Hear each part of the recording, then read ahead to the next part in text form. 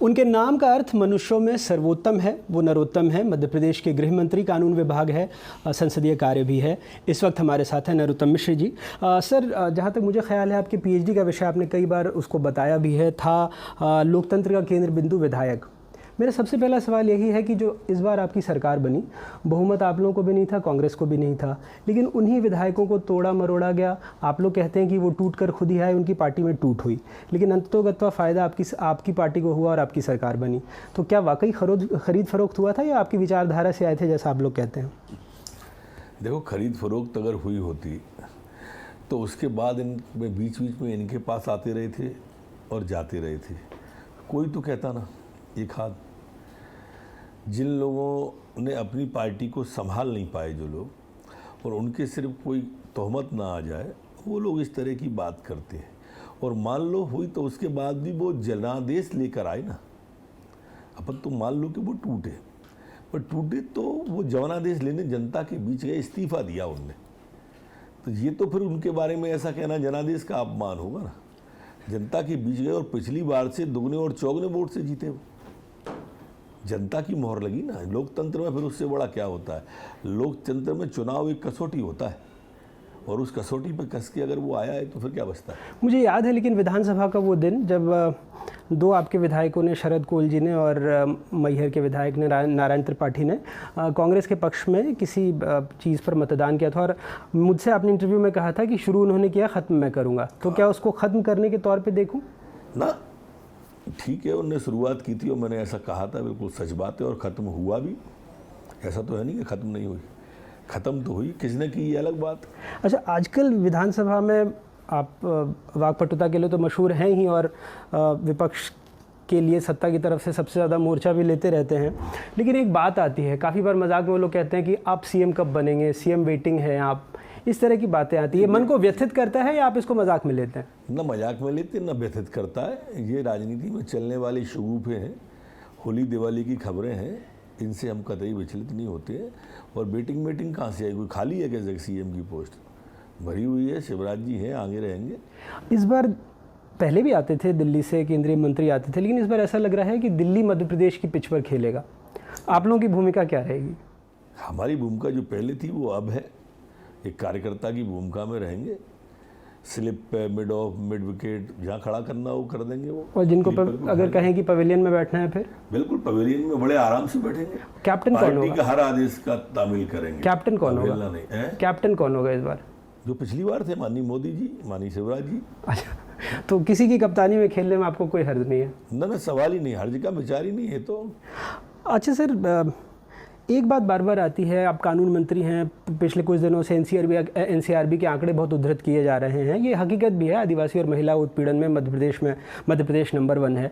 लेकिन आप कई सारी मिसालें भी देते हैं पुरानी की, कैसे डाकुओं को हमने ख़त्म किया, इसका उसका, सारी चीज़ों का।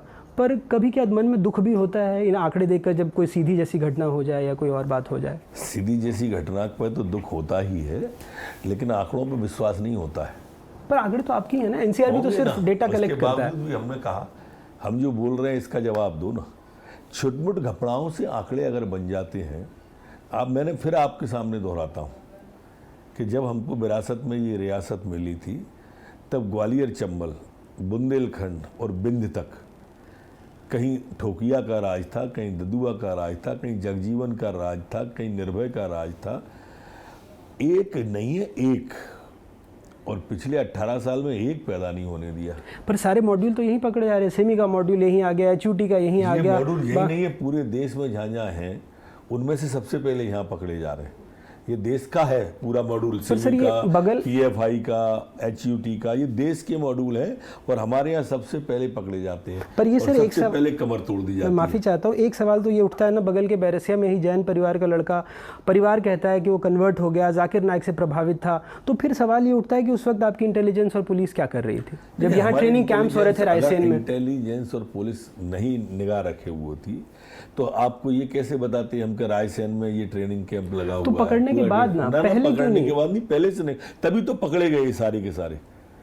ये चैन तो हम ही ने बनाई ना यहाँ से वहाँ तक की। हमारे यहाँ इस आतंकवाद को तो बढ़ता, आपने देखा हुआ, जेल से भगे तो घंटों में ठोक दिए थे, बॉडियाँ ही मिली थी। फिर वो ये हमारे यहाँ तो पूरा सिमी खत्म है, पीएफआई खत्म है, एचयूटी खत्म है, ये ऊपर अपने देंगे ही नहीं। नक्सली की समस्या खत्म है, माफिया का राज खत्म है, डाकुओं के गैंग खत्म है, एक नहीं है चिन्हित, एक भी। तो फिर कैसे ये पीएफआई और ये बाकी के जो लोग आ रहे हैं, इतने सारे सवाल उठते हैं, आते हैं पकड़े जाते हैं।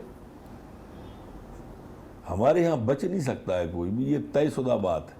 पर विकास दुबे भी भगकर यहीं आता है, कांग्रेस कहती है कि आप पर आरोप लगता है, आप कांग्रेस पर आरोप लगाते हैं, कांग्रेस के कई बड़े। सच्चाई क्या है? मतलब आपको शक है, आप तो बतौर गृह मंत्री हैं, आपको शक है किसी पर? क्योंकि आप कई बार कांग्रेस पर कांग्रेस पर तो कोई मुद्दा है नहीं। देखो साहब, वो झूठ बोलने की मशीन है, और कुछ अगर होता तो वो ऐसे बैठ जाते शांति से, सिर्फ मुंह चला के बैठते ही नहीं ना शांति से। तो होता तो दो, हम तो आपके माध्यम से कह रहे हैं, किसी पे हो तो आओ सामने बताओ, बताएंगे नहीं। सरकार चलाने और मुंह चलाने में फर्क होता है ना। दिग्विजय सिंह सीधा आप पर आरोप लगाते हैं, क्योंकि आप कई बार कहते हैं कि नाम लेके बताओ। वो कहते हैं कि आपके पास और कोई काम नहीं है, सिर्फ यहाँ पर वसूली हो रही है आपके डिपार्टमेंट में। भाई दिग्विजय सिंह जी स्वाभाविक रूप से कहेंगे साधु चोर लंपट और ज्ञानी, अपनी सीगत सबकी जानी। उन्हें 10 साल ऐसी चलाई है ना सरकार, तो वो तो उनको वैसे ही वैसा दिखेगा। पर आप भी जब भी हमला करते हैं, सबसे ज़्यादा आप राहुल गांधी और दिग्विजय सिंह को ही ले आते हैं। मैं तो जो विषय वस्तु होती है उस पर हमला करता हूँ, विषय से इधर उधर नहीं जाता मैं कभी। अब जो दिग्विजय सिंह अगर ये बात कहेगा स्वाभाविक रूप से कि वहाँ पाकिस्तान जिंदाबाद के नारे लगे, वैसे काजी साहब जिंदाबाद के नारे सुनाई जिस व्यक्ति को देने लगे, जो कहीं की मस्जिद का फोटो मध्य प्रदेश में दंगा कराने के लिए लगा दे के खरगोन की मस्जिद पर झंडा फहरा दिया भगवा रंग का, ये दिग्विजय सिंह जी का। कहीं पाकिस्तान के पुल को यहाँ का पुल टूटा हुआ जो अपने ट्वीट पे बताता हो, उस दिग्विजय सिंह की चर्चा आप लोग करते हो, मेरे को भी अचंभा होता है। 2 बार मुख्यमंत्री रहे हैं, लगातार प्रमाणित हुआ हो, लगातार जिसका झूठ प्रमाणित हुआ। पर आप तल्ख क्यों हैं इतना उनको लेकर के? मैं बिल्कुल भी तल्ख नहीं हूँ। मैंने कहा मैं विषय वस्तु को लेकर रखता हूँ, जो व्यक्ति प्रदेश को बदनाम करने में कोई कसर ना रखे। क्यों करते हैं ऐसा? वो पता अगर आपको ऐसा होगा, उसके लिए अपने तर्क देते हैं कि मेरे जीवन का मिशन है। आपके जीवन का मिशन है अगर लादेन जी कहने का, आप वो जो दंगा हुआ था उसका, वहाँ पे सोनिया जी को ले गए थे, वो आंसू बाटला हाउस वाला, जो बम्बई के हमारे दंगे पे इस तरह की भाषा का प्रयोग करें और आतंकवादियों को श्री और जी लगा के बोले, उसके बारे में क्या कहूँगा। जो जाकिर नाइक को शांति दूत कहे, और जाकिर नाइक को मैं अगर जैसे शांति दूत नज़र आते हो और उस पर आप चाहते हो कि हम बोलें भी ना, मैं तो इस पक्ष का हूं कि इसके जाकिर नाइक से क्या रिश्ते हैं, ये भी जनता के सामने आना चाहिए। पर ये बहुत गंभीर बात आप कह रहे हैं। मतलब मैं गंभीर बात कह नहीं रहा हूं, मैं तो बोल रहा हूं और चैनल पे बोल रहा हूं, कोई छुप के बोल रहा हूं क्या? तो जांच कराएंगे, ये अलग विषय है। पर मेरी मान्यता है कि इसके रिश्तों को आना चाहिए समाज के बीच। पर सर बतौर गृह मंत्री जब आप ये बात कहते हैं तो इसकी गंभीरता बढ़ जाती है, खासकर 2 बार के मुख्यमंत्री हैं, वो राज्यसभा सांसद। मैंने ये कब कहा कि नहीं है मुख्यमंत्री? मैंने अपनी बात कही है, मैं उनके कसीदे क्यों पढ़ूंगा? अच्छा, जैसे अब इसके अलावा भी साइबर अपराध बहुत ज़्यादा बढ़ रहे हैं, और विधानसभा में आप पर ही सवाल आपकी पार्टी के ही विधायक ने पूछा था साइबर थानों में नियुक्तियों के बारे में, तो इस पर क्या कोई कार्रवाई आगे बढ़ी? लगातार कर सबसे अच्छा कार्रवाई साइबर क्राइम हमारे यहीं पकड़ा जा रहा है। साइबर के लिए हमारे केंद्रीय गृह मंत्री अमित शाह जी भी बैठक लगातार लेते हैं। जो मैन पावर शॉर्टेज है उसकी कमी पूरी कर रहे हैं, तो उसके लिए कोई कार्य योजना लगातार भर्तियां हमारी जारी हैं और साइबर क्राइम में हमारी पुलिस काम कर रही है। सर ये कई बार ऐसी बातें आई हैं कि आप लोगों ने जो कार्रवाई की, हमने भी आपसे जब सवाल पूछे तो जब हिंदू आरोपी होते हैं तो आप लोगों की शब्दावली थोड़ी अलग होती है कि हम जांच करा लेंगे। जैसे सीधी कांड में भी आपके शब्द थोड़े सॉफ्ट थे, लेकिन अगर आरोप मुसलमान पर होता, आपने मुझसे ही कहा था, मैं आपको बहुत गौर से देखता हूँ, मैंने भी कहा था अच्छी चीज़ों को देखना चाहिए। खरगोन दंगों के बाद, खरगोन दंगों में तो ये हुआ कि प्रधानमंत्री आवास पे बुलडोजर चल गया। खरगोन में ही नहीं, बगल के विदिशा और रायसेन में भी आदिवासियों के जो प्रधानमंत्री आवास के घर थे उन पे भी बुलडोजर चल गया।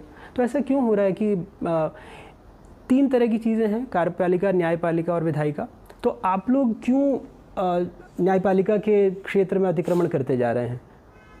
हम किसी न्यायपालिका के क्षेत्र में अतिक्रमण नहीं कर रहे। तो सर फैसला पहले ही सुना, घर गिराने का कानून सम्मत काम होता है, कानून अपना काम करता है, जो अवैध होता है वो टूटता है। बहुत सरल सी बात है। न्यायपालिका के काम में कोई हस्तक्षेप नहीं है। न्यायपालिका में ये जरूर है कि एक दौर था जब गवाह सबूतों की ज़रूरत पड़ती थी, पर अब दौर बदला है। सीसीटीवी फुटेज आ गए, मोबाइल आ गए, हर हाथ में कैमरा आ गया है। पर घर में और भी लोग रहते हैं सर, ये बार बार ये सवाल आपसे होता है। निर्णय लेने में ठीक रहता है। घर में कौन रहता है और उनके संग ऐसा जहरीला व्यक्ति अगर रहता था और उन्हें भान तक नहीं था तो गलती तो होगी ना उनकी। पर ऐसा क्यों है सर कि अभी तक पिछले 2 सालों में एक मोटा मोटी जो आंकड़ा है, लगभग 300-350 घरों पे बुलडोज़र की कार्रवाई हुई है, उसमें 200 से ज़्यादा मुसलमान हैं, ऐसा क्यों? पहले तो आप 2018 से पहले जो अपराध करेगा, जो गलत करेगा, उस पर कार्रवाई हो रही है। आप लोग टीवी वाले हैं तो आप उसको हिंदू मुस्लिम की दृष्टि से देखते हैं, हम लोग उसको अपराधी की दृष्टि देखते हैं और हम मानते हैं कि अपराधी की कोई जात नहीं सर, लेकिन जब आप हम की परिभाषा में, क्योंकि 2018 से पहले आपको हमने देखा है कि आप जो इफ्तार पार्टी भी करते थे, लेकिन 2018 के बाद आपकी भूमिका, आपके हाव भाव थोड़े बदले। मैं अपने विभाग के हिसाब से चल रहा हूँ, तब मेरे पे विभाग दूसरा था, अब दूसरा है। पर आपको ऐसा लगता है कि आप थोड़े सख्त हुए हैं किसी मायने में? नहीं हुआ मैं सख्त, क्योंकि मैं अपराधी के खिलाफ सख्त हूँ। आपको नज़र आता है कि मैं सख्त हूँ, और अपराधी के खिलाफ तो सख्त होना चाहिए, कानून का भय तो होना चाहिए अपराधी को, ऐसा नहीं होना चाहिए। पर आपको नहीं लगता कि आप, चूँकि आप बहुत हंसने और मिलनसार स्वभाव के थे, लेकिन जब से इस गृहमंत्री की भूमिका में आए, आप दिखते भी वैसे ही हैं और आपकी वाणी भी थोड़ी वैसी हो गई। पहले आप शेर व शायरी सारी चीज़ें कहते थे, आजकल आप थोड़े से तल्ख दिखते हैं। नहीं, उम्र के तगाजा था वो, तो जब उसकी बातें अलग थीं। अब बिल्कुल भी सख्त नहीं हूँ मैं अपराधी के लिए सख्त हूँ, मैं फिर कह रहा हूँ। सर, बहुत पुरानी बात है, लेकिन एक बात आई थी कि सब क्यों सबसे अलग है नरोत्तम। खैर वो केस अब हाई कोर्ट में आप जीत गए और केस सुप्रीम कोर्ट में है, लेकिन इस तरह के आरोप आप पे भ्रष्टाचार के भी, चाहे शहरी विकास मंत्रालय में या ई टेंडरिंग में, आप पर लगते रहे। आप इसको क्या सिर्फ सियासी मानते हैं? क्योंकि आप जब मैं किसी पे आरोप लगाऊंगा तो लोग मुझ पर आरोप नहीं लगाएंगे। अभी आप ये कह रहे थे कि मैं बहुत मुखर रहता हूँ दिग्विजय सिंह जी पे, अभी आप कह रहे थे ना, तो वो नहीं बोलेंगे मेरे बारे में? इतना जनता नहीं समझती क्या? कांग्रेस की सरकार में सबसे ज़्यादा हमले आप ही पर हुए, आप मानते हैं कि आप टारगेट पे थे? मेरे टारगेट पे कांग्रेस रहेगी तो उसके टारगेट पे मैं रहूंगा, स्वाभाविक सी बात है ये तो। हाँ, मतलब पूरी सरकार थी, उसके बावजूद सबसे ज़्यादा मेरी भी पूरी सरकार ही कांग्रेस की टारगेट पे थी। इस बार के चुनाव में खास करके आप कोई अपनी सीट पर, क्योंकि पिछली बार जीत का मार्जिन बीजेपी वैसे तो बहुमत नहीं हासिल कर पाई, आप जीते लेकिन मार्जिन थोड़ा कम था। पिछली बार ग्वालियर चंबल में 3 बड़े कारण थे। वो बड़े कारण ये थे कि वहाँ 2 अप्रैल का दंगा हुआ था, एससी वर्ग एकदम भाजपा के खिलाफ चला गया था। दूसरा बड़ा कारण था कि किसान धोखे में आ गया था कांग्रेस के 2 लाख रुपए के कर्जे के। और तीसरा कारण कि सिंधिया जी जो ग्वालियर चंबल संभाग से आते हैं, उनको मुख्यमंत्री के रूप में प्रोजेक्ट कर दिया था। चुनाव अभियान के प्रभारी थे वो, और उन्होंने बड़ी मेहनत की थी। इस बार ये तीनों कारण नहीं है ग्वालियर चंबल में, इसलिए कांग्रेस का सूपड़ा साफ होगा। पर सर, ग्वालियर चंबल से इतने सारे कद्दावर नेता हैं, आप हैं, नरेंद्र सिंह तोमर जी हैं, ज्योतिरादित्य सिंधिया जी हैं। पहली बात तो मैं कद्दावर नेता नहीं हूँ, दूसरी बात नरेंद्र सिंह जी और ज्योतिरादित्य जी हैं, उन दोनों के कारण ही मैं कह रहा हूँ कि सूपड़ा साफ होगा।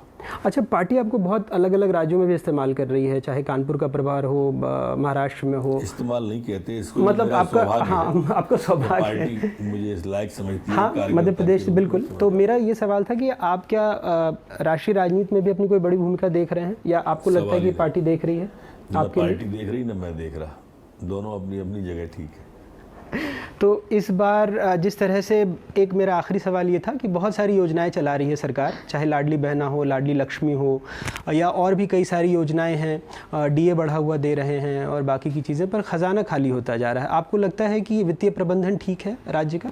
एकदम ठीक है, एक दिन भी ओवरड्यू नहीं हुआ, एक दिन भी तनख्वाह नहीं रुकी है किसी, एक दिन भुगतान नहीं रुका किसी का, और सब कुछ देते जा रहे हैं। ये तो वो सोचें जो रोज़ खजाना खाली कहते थे। हमने तो कोरोना काल में भी नहीं कहा कि खजाना खाली है। यही तो प्रबंधन होता है और यही योग्यता होती है, और यही योग्यता उनको 18 साल से मुख्यमंत्री बनाए। पर सर, बुजुर्ग कहते हैं कि उधार लेके घी नहीं पीना चाहिए। बुजुर्ग कहते हैं ना, तो कहाँ पी रहे हैं? हमने कहीं अपनी भी जो सीमा, हमारी लिमिट है, उसको क्रॉस किया हो तो बताओ, आप बताओ ना, बुजुर्गों की क्यों बात कर रहे हो? हम और आप हैं, आप तो कागज लेके बैठे थे। हाँ, मैं एफआरबीएम की लिमिट के आप लोग बहुत करीब में हैं, और इसीलिए, हाँ बिल्कुल, कहीं निकले तो नहीं है ना? नहीं, अभी नहीं निकले। आप जब कागज लेके बैठे हो, और मैं बिना कागज के बोल रहा हूँ हर बात आपके सामने। लेकिन पिछले 3 सालों में 75,000 करोड़ से ज़्यादा तो आप लोगों ने ब्याज में दे दिया। अरे हमने जितना भी दिया हो, पर उसके बावजूद भी हमारी स्थिति नियंत्रण में है ना। इसके बावजूद भी हम जन हितैषी काम कर रहे हैं ना। इसके बावजूद भी 1427 करोड़ की आज सड़कें मंजूर की हैं हमने, आज कैबिनेट के अंदर आज मंजूर की। आज हमने लाडली बहना के लिए जो उम्र कम की थी 23 से 21, जो ट्रैक्टर वाला प्रावधान से हटाया था, वो आज चालू किए हमने। ये माने हजारों करोड़ों की योजनाएं हम जनता के लिए कर रहे हैं और दे रहे हैं। कहाँ स्थिति खराब है? तो आपको लगता है ये लाडली बहना गेम चेंजर हो सकता है, क्योंकि कांग्रेस भी नारी सम्मान लेकर तो है ही है। वो जो लाडली बहना के महत्व को सिर्फ वो नहीं समझ सकता जो गाँव में नहीं गया। जो चला गया एक बार गाँव में, वो फिर आके कह देगा कि अब की बार 200 पार। बहुत बहुत शुक्रिया। तो डॉक्टर नरोत्तम मिश्र का साफ कहना है कि लाडली बहना गेम चेंजर हो सकता है। बहरहाल ये नवंबर में पता लगेगा, लेकिन फिलहाल वो पूरे आत्मविश्वास से भरे हुए हैं। भोपाल से अनुराग द्वारी, NDTV इंडिया।